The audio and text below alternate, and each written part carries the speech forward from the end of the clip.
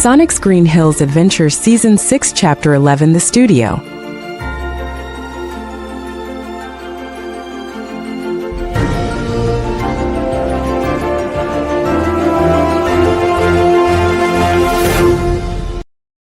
The sun rose over Storybrooke, but the light hit the pavement in a way it never had before. As the group stepped out onto the sidewalk after a hearty breakfast, they were met with a sight that made even Shadow do a double take. Right across from Granny's Diner, nestled perfectly between two brick buildings as if it had always been there, stood a sleek, modern structure. It was a fusion of Green Hills charm and high-tech flair, with a neon sign that hummed with a soft indigo light. The Blue Angel Studio and HQ. Sonic whistled low, his eyes wide. Whoa! Talk about a welcome to the neighborhood gift! The town really went all out on the home renovations! Joey ran up to the glass front, his drumsticks already in hand. No way! Crystal, look! Through the window that's a full acoustic kit. And is that a soundboard? Crystal had a huge smile breaking across her face. It's not just a studio. It's got a digital interface that looks, well, it looks like it was designed by someone who knows exactly what our band needs. While the excitement was electric, a brief hush fell over the rest of the group. Marina looked at the building, her reddish-pink quills shimmering, but her hazel eyes held a touch of nostalgia. She pulled out her phone, seeing a string of notifications. It's amazing, guys, truly. But I just got a text from my mom. They're still back in Green Hills wondering when the interdimensional vacation ends. Even with this place, we can't forget that the rest of our parents are waiting on the other side of that barrier. Sonic stepped beside her, leaning his head against hers. We won't, Marina! We're going to find a way back. But until we do, we might as well make some noise, right? My dad always says you make the best of where you are. And hey, at least the signal here is 5 bars. We can facet time them whenever we want. Jessica nodded as she scrolled through her own messages. Sonic's right. My parents actually told me to take pictures of the magic town and stay safe. They trust us, and they know we're with the best bodyguards in any galaxy. Annika ran toward the door, her denim vest fluttering. Is there a room for me? I want a room with a view of the ocean. Shadow walked inside with Maria, his expression lively and impressed. It seems there's a tactical lounge upstairs, Annika, and a meditation space. This building, it's anchored to our energy. It's a piece of home that the town manifested for us. Zim marched into the lobby, poking the walls. The architecture is primitive, but the reinforced plating is tolerable. Zim shall claim the highest point for his observation deck. Sapphire laughed softly as she followed him. It's a music studio, Zim. Not a fortress, but I suppose we can find a corner for your observations. Longclaw landed on the roof's edge, her wise eyes scanning the new addition. The town provides what is necessary for the soul. It knows you are restless, and it has given you a place to create while you wait for the path home to open. The group poured into the building, exploring the recording booths, the lounge areas, and the practice stage. It was a bittersweet feeling, knowing their families were just a phone call but a whole dimension away. But as Joey hit the first crash cymbal and Sonic plugged in his guitar, the music began to fill the halls of the HQ. They were still the same kids from Green Hills, just with a much bigger stage. The morning air in Storybrooke was usually filled with the smell of salt and the quiet rustle of the wind, but today, a rhythmic thrumming vibrated through the pavement. Emma, Henry, Killian, Regina, and Mr. Gold stood on the sidewalk across from the newly manifested building, their eyes fixed on the neon sign flickering with indigo light. Killian leaned on his hook, looking amused. Well, I've seen many things appear in this town overnight. Ice palaces, clock towers, but never a hedgehog headquarters. It has a certain aggressive charm to it. It's not just a headquarters, Hook. Listen. From behind the reinforced glass and sound-treated walls, a massive driving beat erupted. It wasn't the sound of magic. It was the raw, high-voltage energy of a rock band finding its groove. The 5 of them pushed through the heavy front doors, stepping into a lobby that looked like a high-end recording studio. Through a massive observation window, they could see the group in the middle of a high-energy practice session. Henry's face lit up. No way! They're a band. Look at Joey on those drums, he's a beast. I knew they were fast, but I didn't know they were that good. Shadow actually looks like he's having fun. Sonic was a blur of blue, his fingers flying across the fretboard of his guitar as he leaned into a sharp upbeat riff. Crystal was hunched over a multi-tiered keyboard setup, layering in deep synth-heavy textures that gave the music a futuristic edge. But it was the vocals that stopped the Storybrooke residents in their tracks. Marina stood at the center mic, her reddish-pink fur and quills shimmering under the studio lights. She wasn't just singing. She was commanding the room, her voice a powerhouse of melodic strength that cut through the heavy instrumentation with effortless grace. Beside her, Shadow held a second mic, looking incredibly lively and focused. He provided a deep, gritty harmony that perfectly balanced Marina's range, his crimson aura pulsing in time with the bass line. Emma blinked in surprise. Gold watched Shadow with a calculated, impressed look. It's a different kind of power, Sheriff. Resonance. They aren't just playing instruments, they're channeling their collective energy into the sound. It's quite formidable. Sonic looked up and spotted the audience through the glass. He grinned, signaled a final crash ending to the band, and hopped off the small stage to open the studio door. Hey, just in time for the sound check. What do you think? The acoustics in this place are a total 10 out of 10. I've heard sirens sing in the middle of the North Sea, mate, but that would make a Kraken dance. I didn't realize you and the Dark One were such a duo, Marina. Marina wiped a bit of sweat from her brow, her hazel eyes bright. We've been playing together since back in Green Hills. It's how we blow off steam when we aren't saving the world. Shadow was setting his mic on the stand, looking chill and completely in his element. It's a tactical advantage, Hook. If you can stay in sync with a rhythm like that, you can stay in sync in a fight. Plus, Marina's range is the only thing that can actually keep up with my energy. Regina crossed her arms, a small genuine smirk on her lips. Well, it's certainly louder than the library. I suppose if you're going to be trapped in my town, you might as well provide a decent soundtrack. Annika ran out from a side lounge with a bag of snacks. Did you hear them? They're the best. Marina and Shadow are like fire and ice, but with music. This is awesome. We have to show you the old theater in town. If you guys ever play a real show, the whole town is going to lose their minds. Oh, a real show is definitely on the menu. But first, we've got to make sure this studio can handle a live stream. I promised Marina's parents we'd show them the new office before lunch. The energy inside the new studio was buzzing, but the intense practice vibe quickly melted into a relaxed hangout as the Storybrooke group settled into the plush lounge chairs. Sonic leaned his guitar against a stand and hopped onto the edge of the stage, dangling his legs. Seriously, take a seat. The town really nailed the furniture in here. I think these chairs are actually made of memory foam and magic. Killian was sinking into a leather armchair with a satisfied grunt. Aye, it's a far cry from the wooden stools at the rabbit hole. And the music. I've got to say, Shadow, you've got a bit of a growl to your voice that fits the mood. Shadow was leaning against the drum riser, looking chill as he tossed a drumstick up and caught it. It's just about the energy. Marina does the heavy lifting with the melodies. I just provide the edge. It's a good way to stay sharp without having to kick something. Marina laughed as she sat on the edge of the keyboard bench, her reddish-pink fur bright under the studio lights. Don't let him play it down.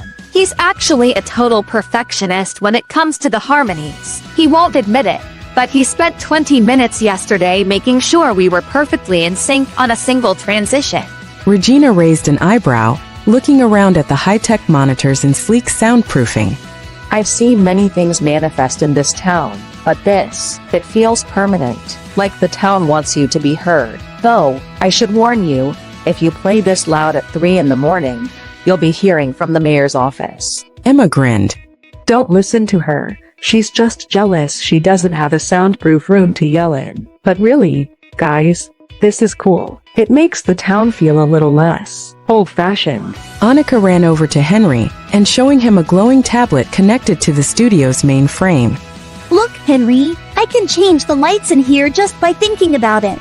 When the music gets fast, I make them turn electric blue to match my lightning. That's amazing, Annika. It's like the building is an extension of your powers. You're basically the light technician for the band. Rumpelstiltskin was observing the scene from the corner, his eyes scanning the various instruments. A fascinating blend of the modern and the mystical. You've managed to turn your exile into a celebration. I wonder, does the music help quiet the noise of being away from home? Crystal looked up from her keyboard, her expression thoughtful. It helps a lot. When we're playing, it feels like we're back in Green Hills. For a second, you forget about the portals and the barriers. It's just us. Joey leaned back behind his kit, arms behind his head. Plus, we can send the recordings to our parents. My dad's already asking for a copy of the demo we just ran through. He says it's banging, though I think he just likes hearing me hit stuff.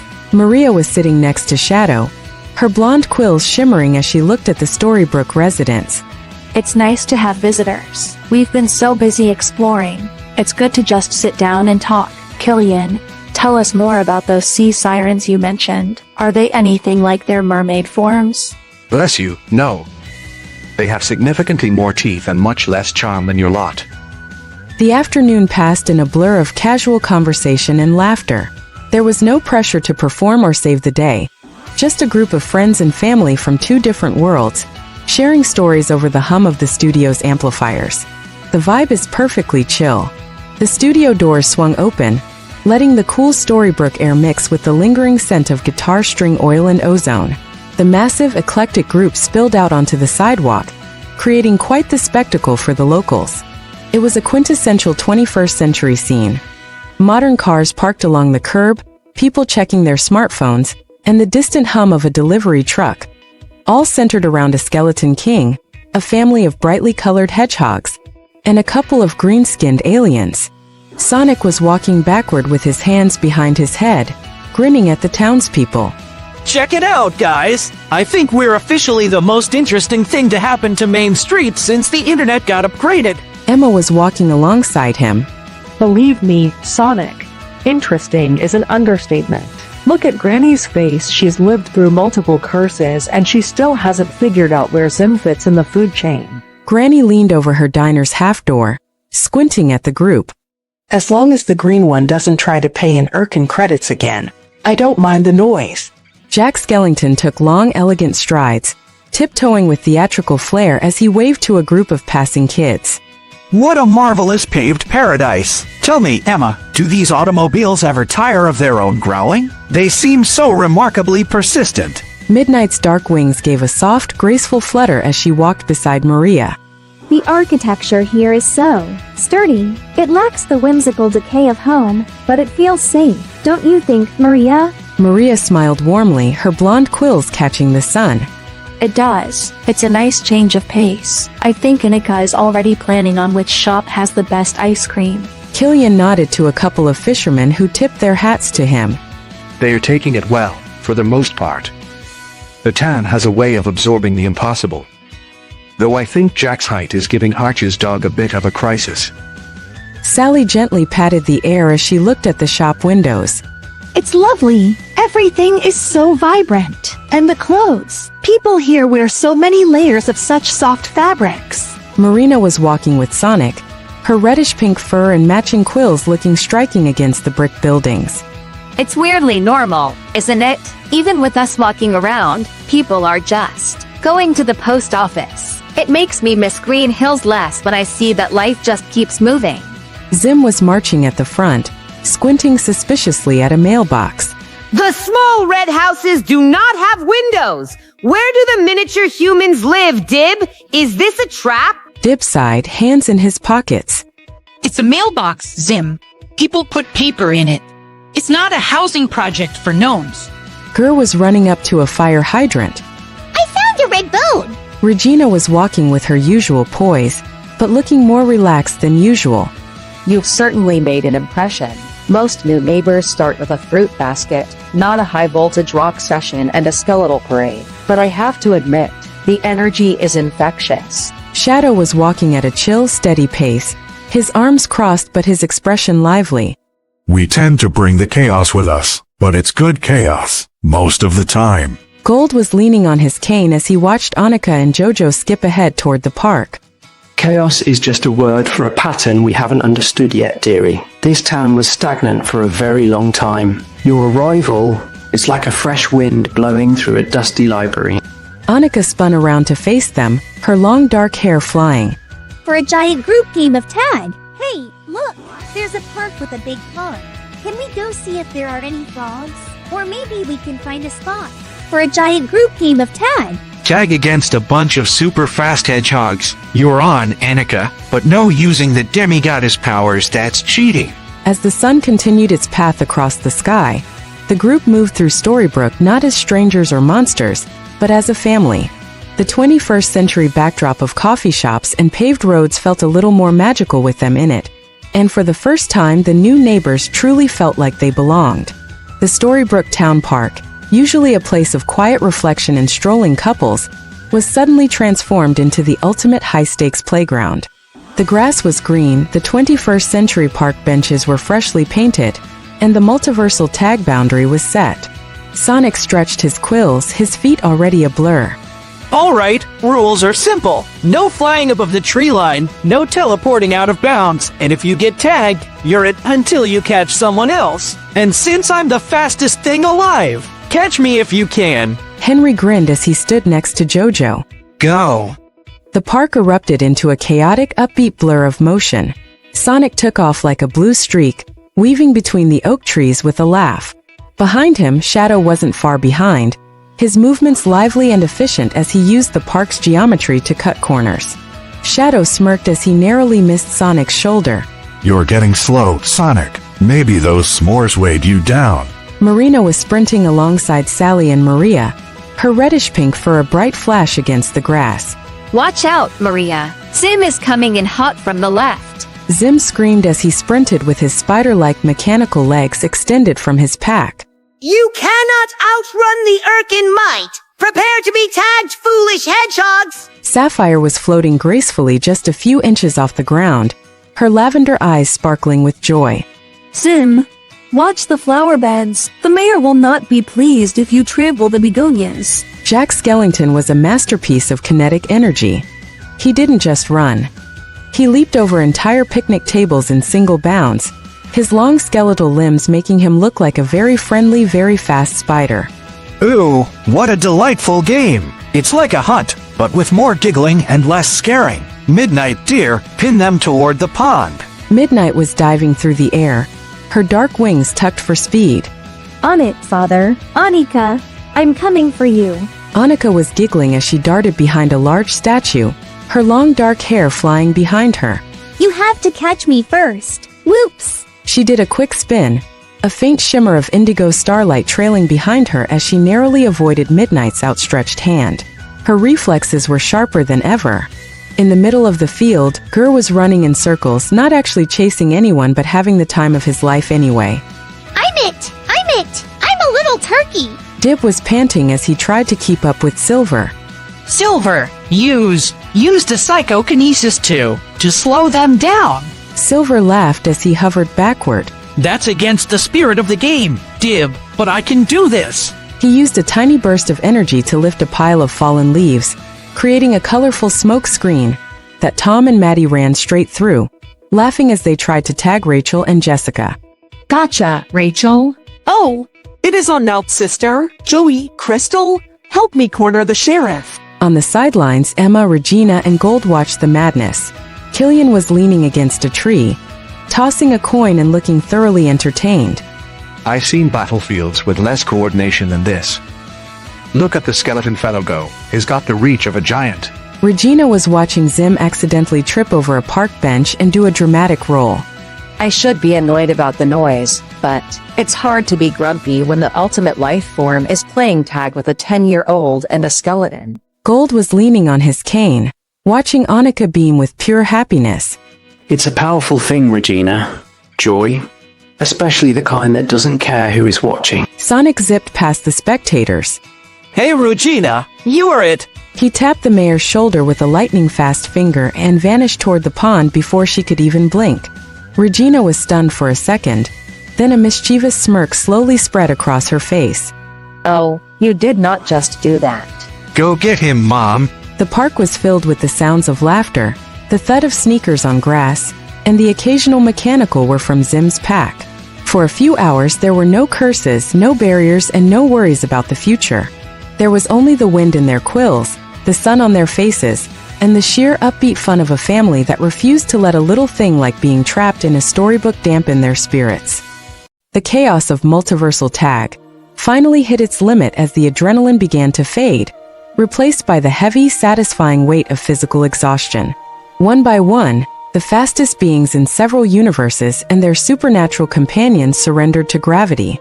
Sonic flopped onto his back in the center of the lawn, his chest heaving as he stared up at the sky. Okay, I officially call a timeout. My legs feel like they're made of lead. Shadow dropped onto the grass a few feet away, looking surprisingly chill for someone who had just been sprinting at Mach speeds.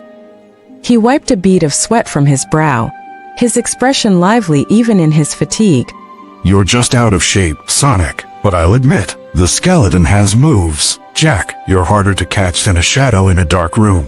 Jack Skellington collapsed with a rhythmic clack-clack-clack of his bones, his long limbs splayed out like a giant star. Oh, what a delight! I haven't felt this winded since I tried to deliver Christmas in a hurricane. It's a wonderful feeling, being so full of life that you simply must lie down. Marina sank down next to Sonic, her reddish-pink fur slightly ruffled and her teal and pink dress fanned out on the grass. I think my lungs are actually on fire, but it was worth it just to see Regina's face when Sonic tagged her. Regina walked over, smoothing her coat but looking far less poised than usual, her breathing finally evening out. Don't get used to it, Hedgehog. If there's a rematch, I'm using magic. I'm too old to be chasing blue blurs around a pond. Annika was curled up in a little ball of denim and dark hair near Midnight, her starry indigo aura flickering weakly with her shallow breaths. That was the best ever. Midnight, you almost had me at the bridge. Midnight was lying perfectly still, her dark wings spread wide across the grass to soak up the remaining warmth of the sun. You are elusive, Annika. It is like trying to catch the light of a shooting star. I think I shall stay on this patch of grass for the next 1,000 years. Zim was face down in the dirt, his mechanical legs twitching feebly. The earth grass, it consumes me! Zim has been defeated by lack of stamina! Sapphire was sitting cross-legged nearby, looking remarkably refreshed as she fanned herself with a hand. You did very well, Zim. You nearly caught the pirate man 3 times. Killian was sitting on a nearby bench, catching his breath while looking at his hook. Aye, the green lad is persistent, I'll give him that. Nearly lost a boot to one of those spider legs.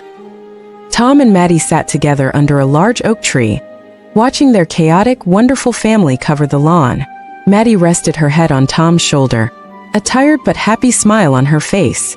Look at them, Tom. We're in a town full of curses and dark magic, and they've turned the town square into a nap zone.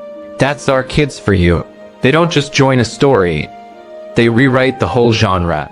I think the locals are actually smiling. Longclaw hopped down from a low branch to stand near the group, her wise eyes full of affection. There is no better way to bond with a new land than to leave your sweat and laughter upon its soil. You have made this park yours today. Maria was sitting up and leaning against Shadow, her blonde quills glowing softly in the twilight. It feels like Green Hills. Just for a moment, the distance didn't feel so big. Gur suddenly sat up and was screaming at the top of his lungs. I want a burrito! Sonic groaned jokingly. Not yet, Gur! Give us 5 more minutes of gravity! I think I've forgotten how to stand up! The park fell into a peaceful, upbeat silence, broken only by the chirping of crickets and the occasional tired giggle. In the heart of Storybrooke, a group of heroes, monsters, and aliens lay side by side, finally catching their breath in a world that was starting to feel a lot more like home. The park was quiet now, the grass still holding the flattened shapes of where the multiversal tag champions had collapsed. The group slowly stood up, brushing off bits of grass and smoothing out their quills. The air had turned crisp, a classic May night, making the warmth of their jackets and hoodies feel extra cozy. Instead of a rushed departure, they decided to take the long way back. The streets of Storybrooke were silent, the 21st century street lamps casting long, amber shadows across the pavement. Sonic and Marina walked at the front of the group, their hands still linked. The romantic quiet of the park stayed with them as they strolled past the closed storefronts. Sonic was looking at their reflection in a shop window. You know, for a town full of dark secrets and ancient curses, it's actually pretty peaceful at night. No robots, no alarms, just us. Marina nodded, her reddish-pink quills glowing softly under the streetlights. It's nice, Sonic. It gives you time to actually think. Though I think Zim is still trying to figure out how the streetlights work. Zim was walking a few paces behind them, squinting up at a bulb. It is an inefficient use of photons! I shall replace them all with Arc and Glow Spheres once I have conquered this block! Sapphire gently tugged on his sleeve, her lavender eyes sleepy but happy. Maybe tomorrow, Zim. Even conquerors need to sleep. Shadow walked with a rhythmic, chill pace, Maria on one side and Midnight on the other. He looked completely relaxed, his usual intensity replaced by a lively sense of belonging. It's different here than the Ark. There, the silence was heavy because of the vacuum outside. Here, the silence is full. You can hear the ocean, the trees. It's lived in. Maria tucked her arm through his. It's because there's so much life around us, Shadow. Even the buildings have stories. Jack Skellington and Sally followed closely behind, their silhouettes long and whimsical against the brick walls. Jack was tiptoeing again, trying to see if he could match the rhythm of the town's sleeping heart. Oh, Sally, can you feel it? The anticipation. A town at rest is like a gift waiting to be opened. I wonder what tomorrow's story will be. Sally was leaning into him. Whatever it is, Jack, I think we have the right people to tell it. Annika, Jojo, and Henry walked together, occasionally breaking into a small skip. Annika's indigo aura was dim now, a sure sign she was ready to crash for the night. Annika yawned widely. I think I'm going to sleep for 100 years, but only if Mom promises to make those blueberry pancakes in the morning. Maddie was walking with Tom and Rachel at the back of the line. It's a deal, sweetie. I think we all earned a big breakfast after today. Tom was looking at the eclectic group of hedgehogs, humans, and supernatural beings stretching down the street. You know, Rachel, I think we're going to be just fine here, at least until we find the way back to the Green Hills zip code. As long as there's a mall and a coffee shop, Tom, I can handle anything, even the skeleton guy. As they reached the bed and breakfast, the group paused for a moment at the front gate. They looked back at the quiet town of Storybrooke, a place that had started the day as a strange prison and ended it as a sanctuary. With one last look at the stars Annika had pointed out, they filed inside, the sound of their footsteps fading into the cozy warmth of the house. Everyone is finally tucked away in their rooms, safe and sound.